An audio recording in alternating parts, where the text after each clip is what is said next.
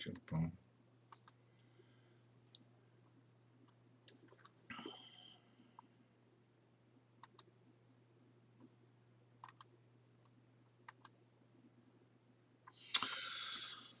All right. Welcome. Welcome, you guys. I know we're a little early. And the only way, really, that we're going to be able to communicate is via the chat here. So if you've made it to this screen, you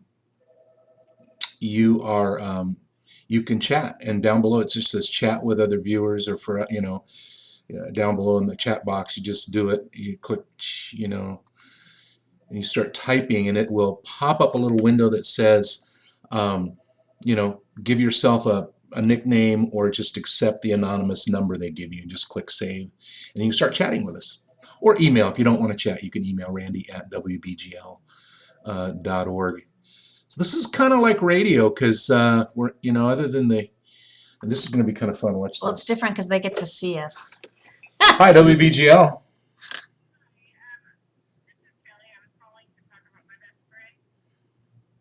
Kelly, talking about your best friend? That's Melody's show tonight. Oh. I don't know that.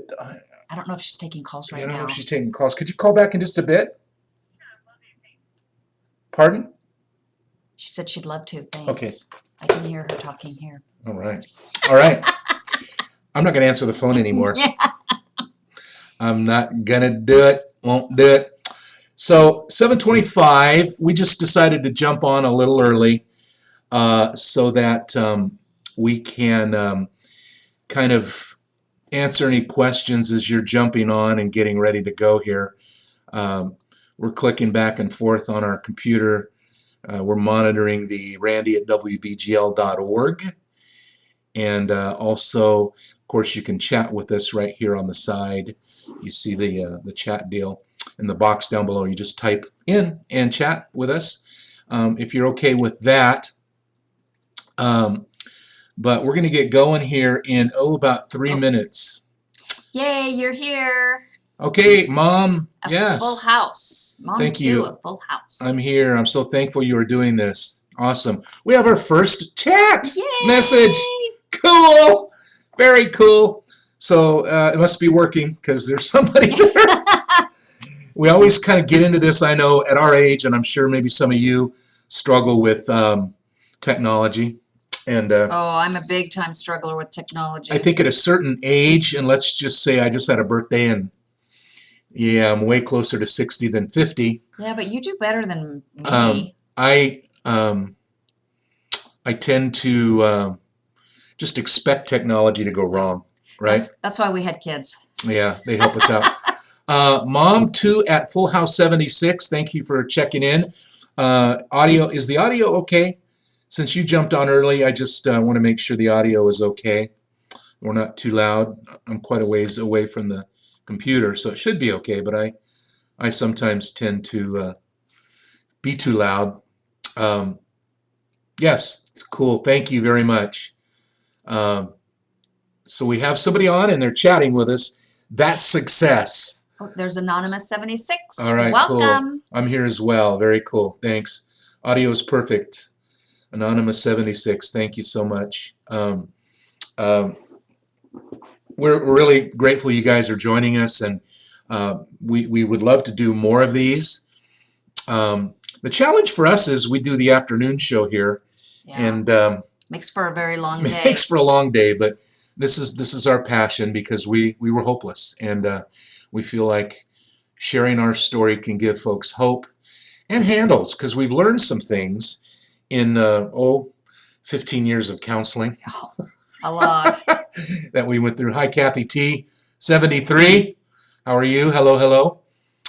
So the plan here tonight is to share kind of the shorter version of our story, and then share just some things we've learned, and then and open it up. So if there's things that you want to share, questions you might have, if as we have time for them, and we'll definitely spend time on all of the questions. If not tonight, we will address them if we get them, via email or whatnot. So feel free to, again, Randy at wbgl.org, Monica at wbgl.org. And I think we're at 7:29, so we're going to get ready to start. Like I said, we may be a little distracted in that we're kind of going back from screen to screen to see if people are. Does it go blank on their screen No, when you do this? no. Oh, okay.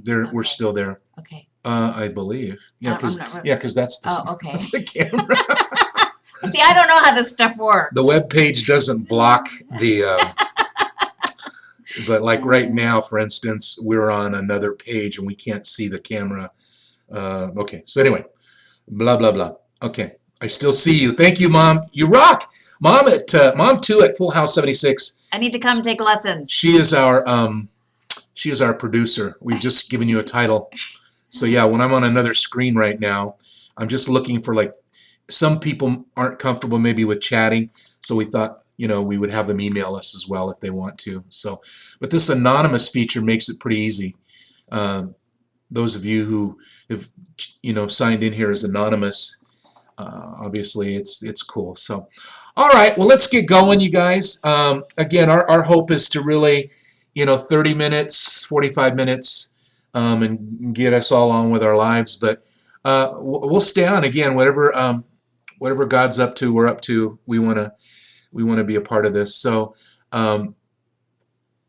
thanks again for joining us. We are Randy and Monica. I had to think about your name for a minute. We, as we said before, and we say it on the air often because it's just, we love saying it because it's so true. We were hopeless. I can't think, and believe me, we've counseled and coached hundreds of couples, and I still haven't met a couple who was as hopeless as we were. Maybe one or two, but Maybe three, but very few, because we were as hopeless as anybody could be. Yeah. And we had no role models at home. Randy had absolutely no role models at home, and my role models weren't really much better than what he had. Nothing. So when you live in that kind of environment, that is really how we started our marriage, with not knowing. I followed my mom's patterns, and Randy just kind of followed his dad's patterns. That's what we all do. And it just ended up really not working and literally falling apart. We all bring, so what we learned is we all bring, broken places, woundedness, issues, people call it baggage, whatever you want to call it. And we bring those things to our marriage. And often we're not aware of some of those things that are driving our behavior. Yeah. And that's what was happening with us. We're both adult children of alcoholics, which is a label that, psychologists give us. And that just means that we're both had parents who were, at least one parent who was an alcoholic. And so we brought a lot of those kinds of dynamics to our marriage. And we, like everybody else, thought that somehow being a Christian and getting married, somehow it would make our woundedness, all the chaos in both of us, kind of go away somehow, and it just didn't. Yeah, well, my mom, she told me, if you marry a Christian man, you're not going to have the problems that your dad and I have had. And so, I kind of that kind of stuck in my brain, and I just kind of tucked that away. So when I married Randy, I just thought, it's going to be great. I'm ahead of the game here because I am marrying somebody who loves God, who wants to serve him just like I do. But hello, wake up, Monica. That wasn't the case. Yeah. And I was the classic, what's the word? John Eldridge calls it poser. I was born again. Absolutely. I accepted Christ, in sixth grade, somewhere between sixth and seventh. And again, the 32nd version of my childhood is mom died at age 9, father who was abusive, physically, emotionally, alcoholic, eventually abandoned my brother and I, and literally just left us. One morning we woke up and he was gone. and we ended up in a foster home.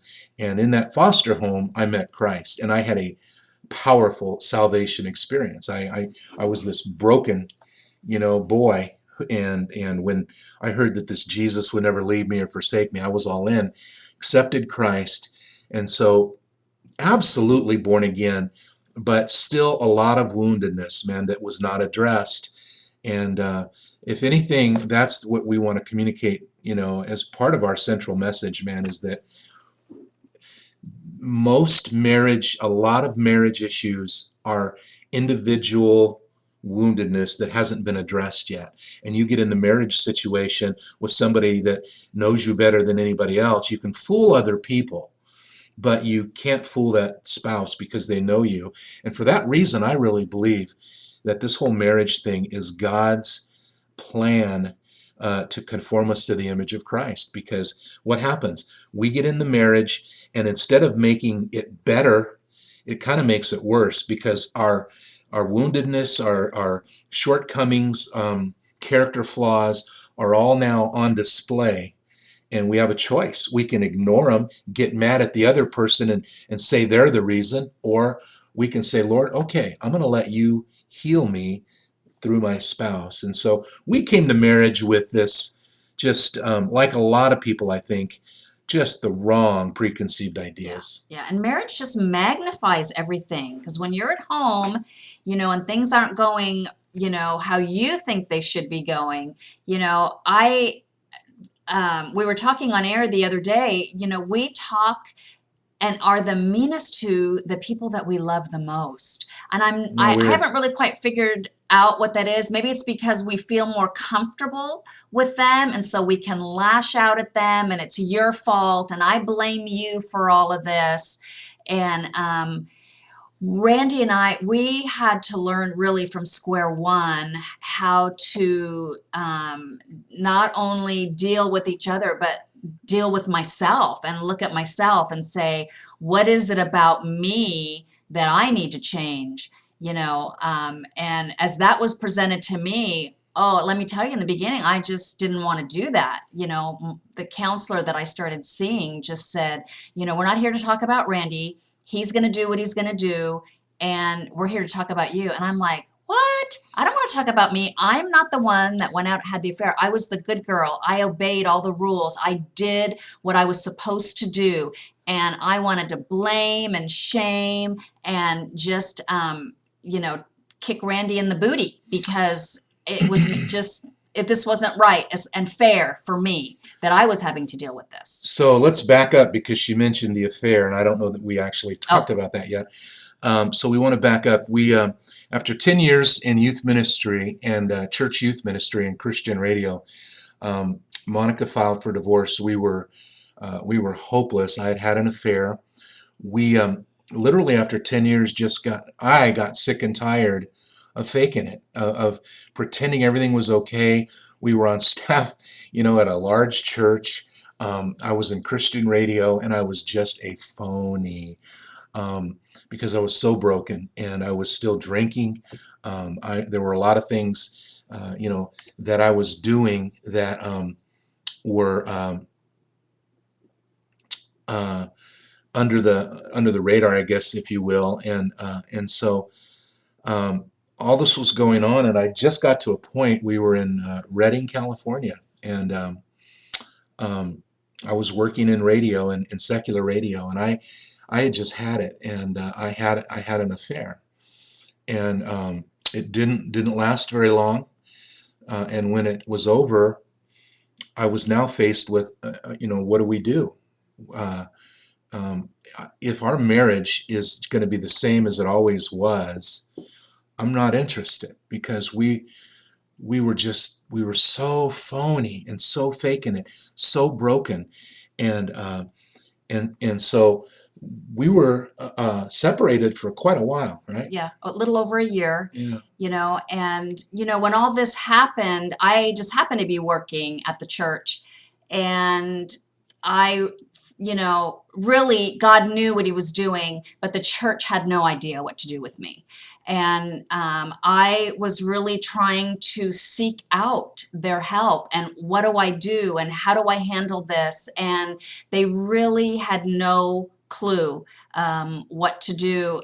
Unfortunately, the church is the place that we should be able to go to get help. And how do we deal with this? And really having infidelity in the marriage, the church just really is not equipped really to handle that. Pastors are great at teaching the word, preaching and the theology and the hermeneutics and all of that stuff because that's what they went to school for. But to deal with infidelity, they're not trained for that. And so, I was just told stuff like go pray more, or be a better wife, or, get more faith to believe that God's going to heal this marriage. And there was one pastor out of 10 that took me under his wing and said, okay, I want to help you. And that's really where my journey of healing began. And I had no idea that I was going to go down this journey of healing. So we're at a place where we needed help, and we desperately needed help. And we were in a church culture that really didn't believe much in counseling. But again, as Monica said, this pastor reached out to her and she began to get counseling. And we were separated. So I'd come see the kids, and we were in this limbo land. It was miserable because we wanted healing. We wanted help, but nobody seemed in our church world seemed to be able to help us. And so, Monica started getting healthy and getting healing, and I was noticing that she was getting healing, and I went, wow. I mean, I really noticed it, and I could see she was saying that, when she meant it, when she said that, I'll be okay if we don't get back together. She said, I really, and I know that she meant it because I could see, I could see that in her, that she was getting healthy, and I started wanting that for myself, and I started going to counseling, and there was a point where I started getting healing in my heart. So when we say that, I forgot what I was going to say there. When we say that that we bring things to the marriage, and we have no idea. When I started seeing her getting healing and I getting healing. That we all bring woundedness. I'm sorry. We all bring brokenness and woundedness, and we really believe our experience has been that you, as your individual heart gets healed, you then can free up to see your marriage be healed. But it really, until then, you've got all these kind of things, in a sense, rubbing up against each other, right? These woundedness things, and until you can kind of step back and let the Lord in those places and get healed, that stuff is going to continue to swirl. And so we highly recommend that. And that began to happen for us. Yeah. We began to get healing and see that our marriage, and then Monica, when we started talking about, well, maybe our marriage, we have a chance.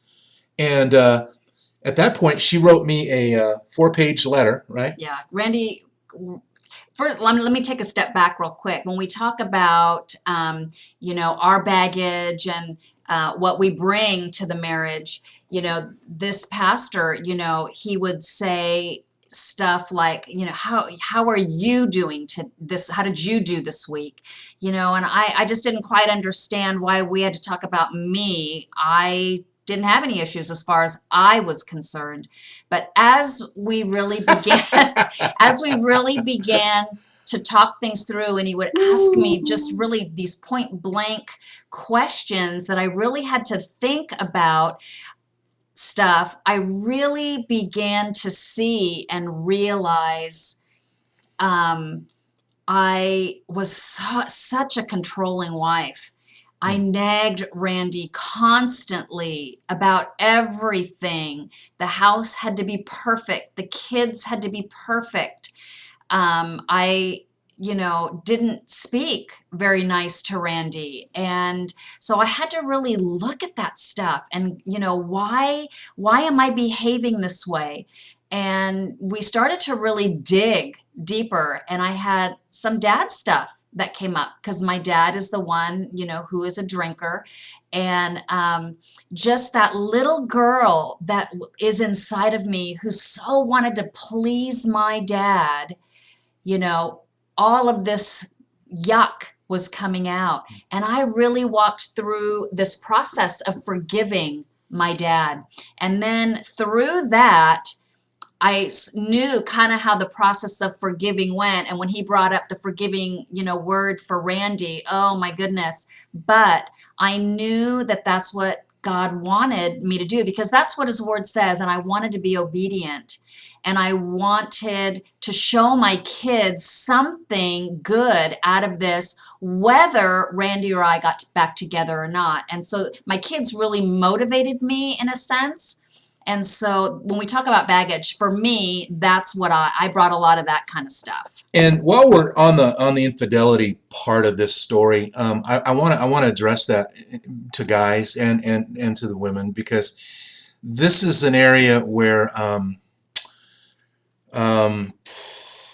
it's a little bit it's complicated. But obviously, guys, and if it's a guy that's been the person who had the affair, enticed by our own lusts, all of the above, right? Sin, own the sin, our problem, absolutely.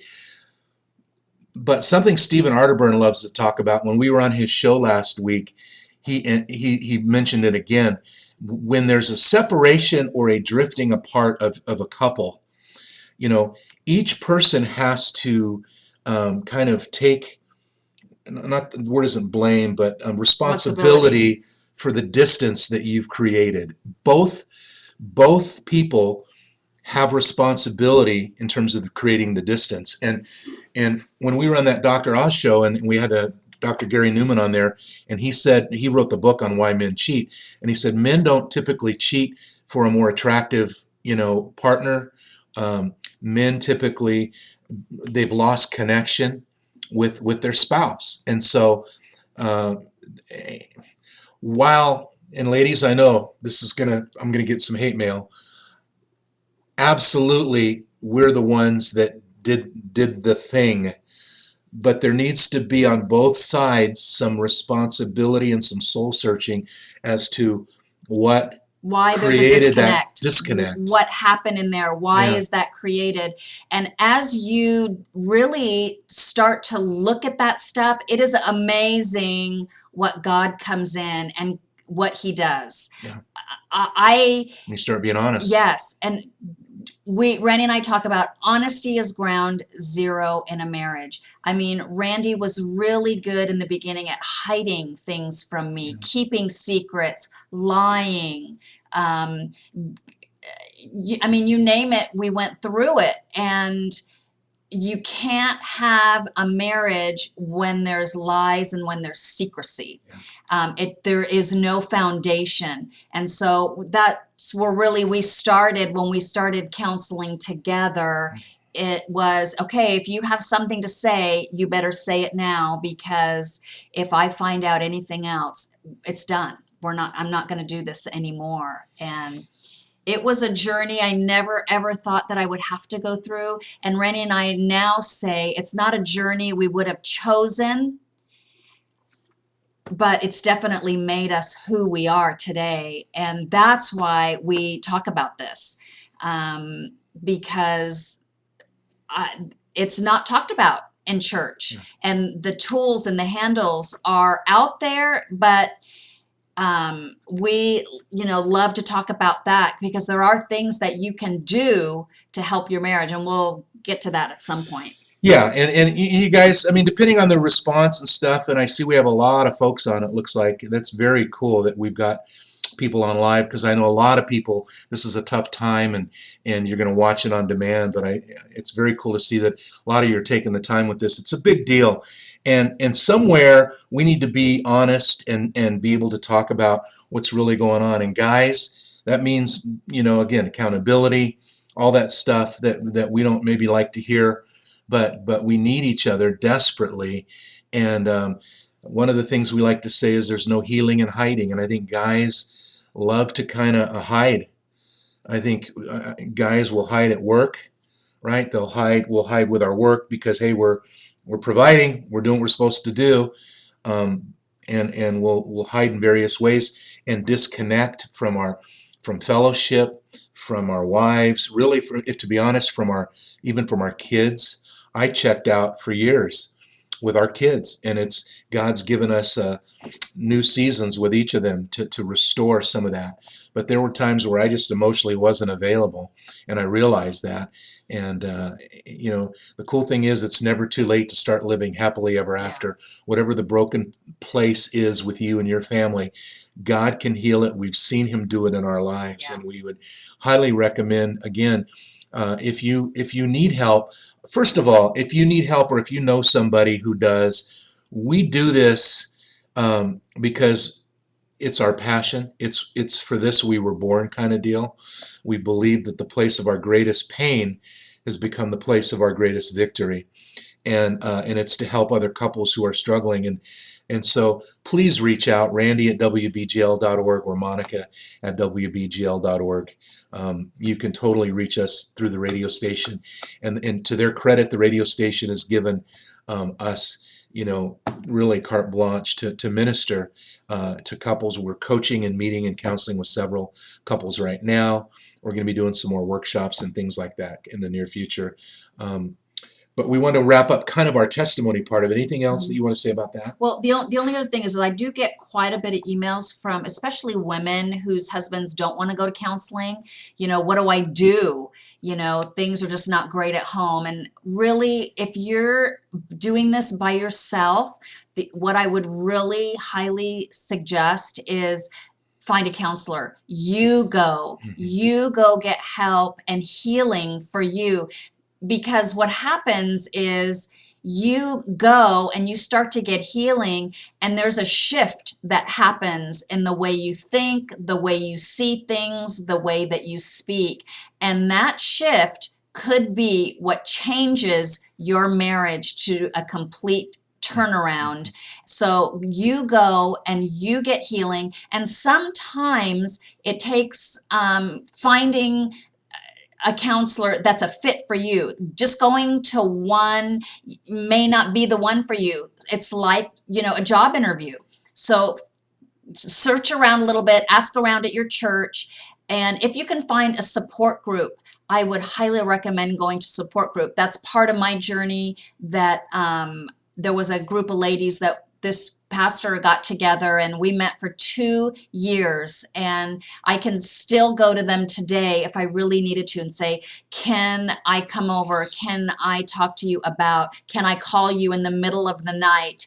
And it was just such, I had no idea what vulnerability was until I really met with these women on a weekly basis, and they really taught me about that. They taught me how to love again, how to open up, and what it meant to have community, which is so important, to have somebody that you can go to, those friendships that you need in your life, to speak into your life, to love on you, to sometimes help carry you in those really difficult times. And it is sad. We hear from a lot of couples, and frankly, a lot of ladies saying, my husband's checked out, and this is as good as it gets, and this is all he doesn't want to get it any better. One doesn't want a better marriage, doesn't want intimacy. And here's where two people need to be wanting a marriage to work. And there comes a time where I think, again, if you are the wife, I think what many wives do for the family's sake, for to be faithful and all those great things, they stay in a very loveless, unhappy marriage, and it's sad and it's tragic. But here's the truth I found out about guys. We love to kind of ride that, intimacy, we're not good at that. We don't really want intimacy. Well, guess what, guys and ladies? Here's something you can kind of throw back at them. we were made in God's image, even dudes, even the men. We were made in God's image. And if we were made in God's image, God is Father, Son, Holy Spirit, which is community, which is the ultimate in intimacy. The Trinity is the ultimate model of intimacy. Intimacy is in our DNA, guys. And so that's really a lie. And it's something that we've bought maybe from our father, grandfather, right? It's just passed down. Well, we're not good at feelings and, stuff. Well, Ephesians 5 talks about loving your wife, as Christ loved the church. That means getting in touch with your feelings. That means finding out what's going wrong. And often, ladies, it's not that we don't care. It's that we don't know what we're feeling. And so our default our emotion is anger, right? And so rather than getting angry, what do? We kind of check out because we don't want to get angry because we don't know what we're feeling. And this is where the counselor thing comes in handy, whether it's a pastor, coach, whoever, a professional. And believe me, we know because we're not experts. And you know how we find out we're not experts? We get with couples and often we'll figure out that, these folks need professional help. We can just share what we've been through and what we've learned, and we have been through, 15 years of counseling. So, we can save you a lot of money for sure and share what we've learned, but it takes two. And so what I want to do here, it's been almost a half hour, man, time flies. Just the 3 takeaways, and then we're going to open it up. You guys can... if you guys have any questions or want to say something, feel free. Yeah, chat with us or email. But honesty is ground zero. That's number 1. The 3 takeaways from tonight from our testimony. Honesty is ground zero. If really you're not being honest, you're really just spinning your wheels. And, and that's sad, but I was there for years. And a lot of guys are. A lot of guys are. Because we don't know how to get in touch and how to figure this stuff out. And so we just kind of accept it as this is okay. And then marriages suffer. And guess what? Your kids' marriages suffer because guess what? They'll do what you did for the most part. And so number 1, honesty is ground zero. Number 2, when we said this before, no healing in hiding. There's no healing in hiding. Guys, don't isolate, man. The enemy's strategy is to isolate us, divide and conquer.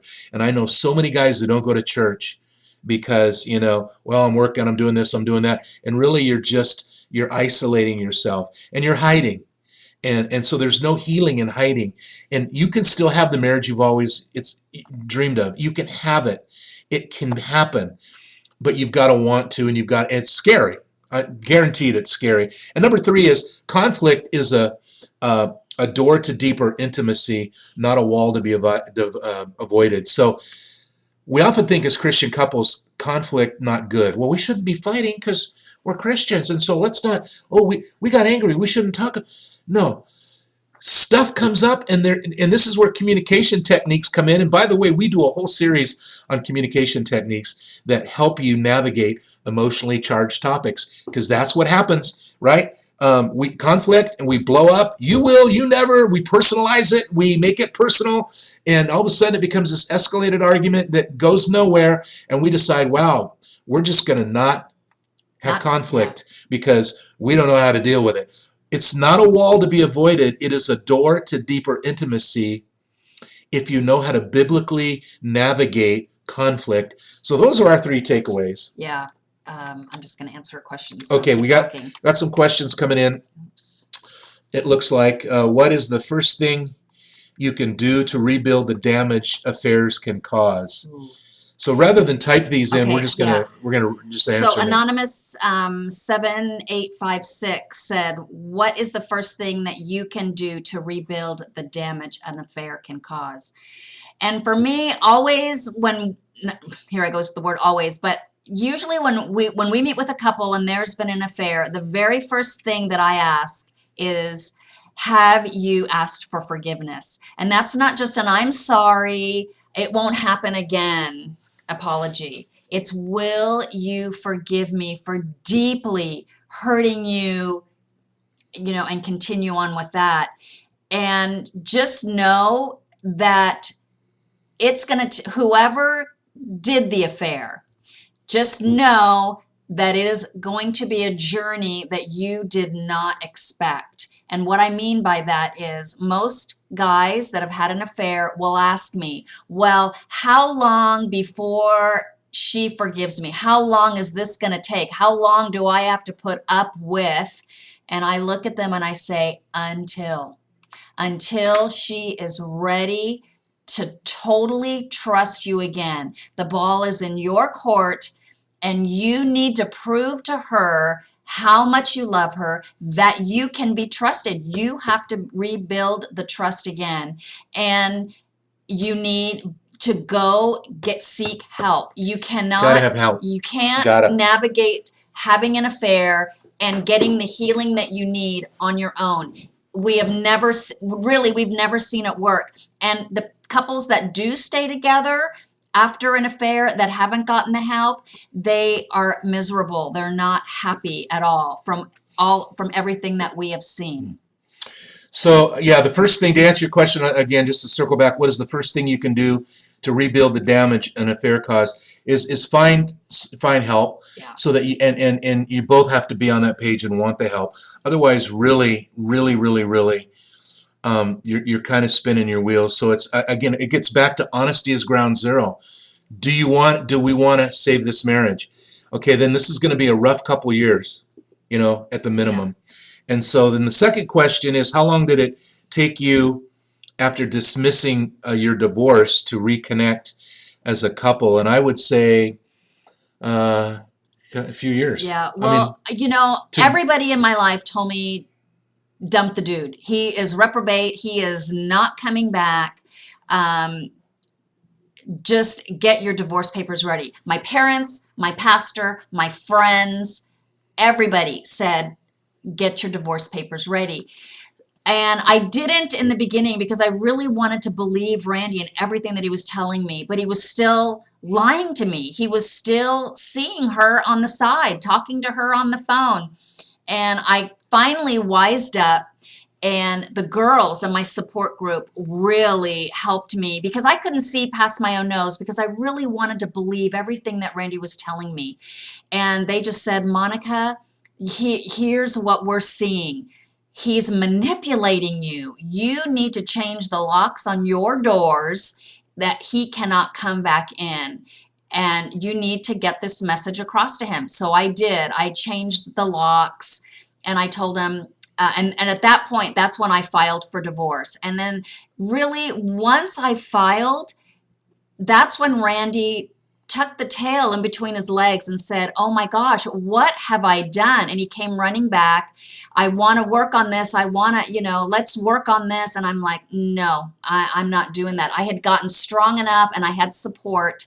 And so I just left the divorce papers sitting there. And at that point, when Randy came back, I think it was 3 or 4 times, let's try to work on this. That's when the girls helped me compose this 4-page letter that I wrote to Randy, that I wrote down everything that I needed to see from him. And because Randy was willing to work on this and wanted to get back together, he did absolutely everything to the T in this letter. And by doing that, and by showing me that, then trust was slowly rebuilt over time. And then that's when I was able to get rid of, and I canceled the divorce papers. Over time. It was over time. And was it easy? Absolutely not. Because there were times that stuff gets stirred up. And so different things would come up and I would just get real angry again. And Randy knew at that point really how to handle that. And he'd say, okay, what is it that you're feeling? Why are you feeling this? What's triggered this for you to get so angry at me? And we were able to start processing that. So that's how that happened. And it was a period for us in terms of the reconnecting. It was a period of probably a year or two of gradually me rebuilding trust. And to a point where we turned the corner one time and went, wow, we I think we really Yeah. are gonna make this I thing remember work. there was a day when something had Yeah, happened, and I actually, in my mind, I thought, I think I trust him. I think I'm really trusting him yeah, again. yeah. So what do you, someone asked, what do you suggest when the husband will not admit to things that were proven to be true? He says he wants to make it work, but there's no effort. In my point of view, how or what did you take as effort? Well, first, I'll let Monica speak to the second part. First part, um, goes back to honesty as ground zero. And if there's things that have been proven to be true and he's not copping to it, you're kind of stuck because uh, there's a really, if somebody's not being honest, you have nowhere to Yeah. go. You have nowhere to go, and you're just going to be more heartbroken. And guys are master manipulators. We all are. Um, and we will, especially if we've gotten away with manipulating and kind of, in some cases, I'll just use the terminology, having our cake and eat it too. There are some guys I know who have years, even Christian guys, years of multiple affairs, but they've got these two lives. And it might be affairs, it might be drinking, it might be something else. But when guys are used to getting away with stuff, the only way that I know, for me, it was when Monica filed for divorce, and I went, holy moly, she's serious. Wow. And I went out and got it, sat in the car, and I cried for you know for an hour. And I thought, you know what, I want to work on this. So that's to that question. Um, if he's not admitting, you know, you've got nowhere to go until he admits. If there's some things you know that are true, and he's not admitted them, you know, you can love him, work on you. There's stuff you can do, but in terms of your relationship, to me, there's just sort of a pattern of deception, it sounds like, that's going to continue. Yeah. So, And once again, I just go back to work on you. Try to get a hold of all the material that you can, the books that you can, to really help you look at a lot of the stuff for you. There are books out there on how to deal with husbands who don't love the Lord or that are in your situation. And if you go to newlife.com, they have a lot of resources on there. yeah. And they'll send you the book right to your home, and they're really not expensive. So look there. There's also New Life has a woman's blog site that really is just phenomenal. And I was a part of it for a long time, and I just don't have the time to really be involved like I used to. But you sign up for it, and there's just a ton of women all across the country who are dealing with different issues in their marriage, and it's a safe place for them to go and just to be able to talk to other women. And it's just great. So you can check that out at wivesinthebattle.com. Yeah, and you guys, again, obviously, if we don't get to you, we're getting a lot of emails and texts and messages and all kinds of multiple platform communication. And if we don't get to yours, please reach out to us, Randy at wbgl.org or Monica at wbgl.org. And New Life Live, newlife.com. We talked about it last week. We were on the show with Steve Arterburn, who was the founder of Women of Faith, wrote Every Man's Battle about, pornography.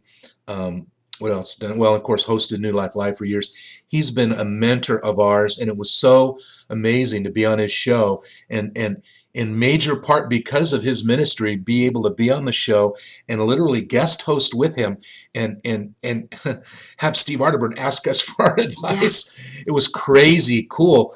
But I say all that to say, New Life, it's a live call-in counseling show, and it's biblical, great counseling, and you can listen to archives. You don't have to be, listen live, but you can listen to archives at newlife.com and just pick topics, man. And he drills down on all of this stuff. He's way more experienced and better, in terms of breaking all this down than we are. So we would totally point you to newlife.com.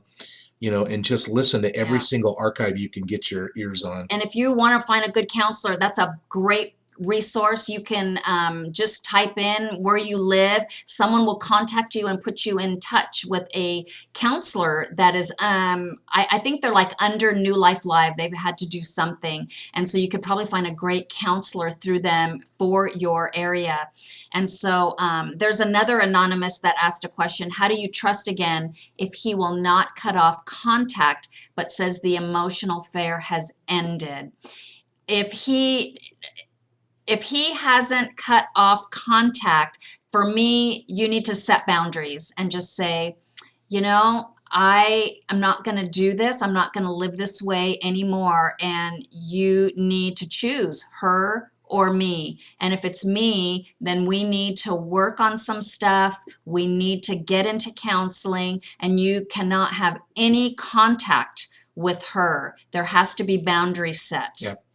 It says here, it sounds like she's a longtime friend, which kind of makes things a little more difficult. Yeah. Because, but that ask needs help from him.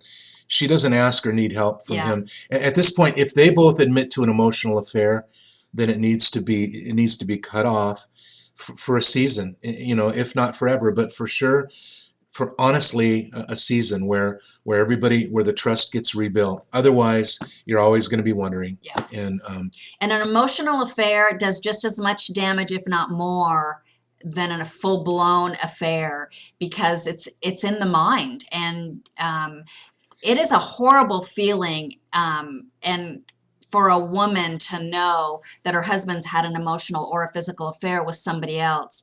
The damage that it does, I don't think the guys quite realize what it does, because guys tell me all the time, oh, I've asked for her forgiveness, why can't she just move on? It doesn't work that way for a woman. It's a process. I mean, it took Randy had to come to realize that I got to ask all the questions I wanted.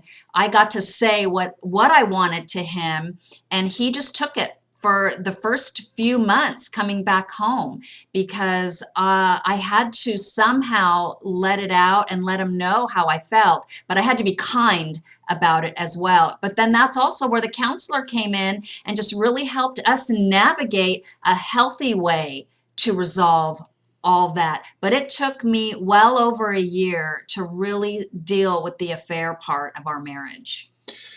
So it's a long and winding road, and but it's well worth it.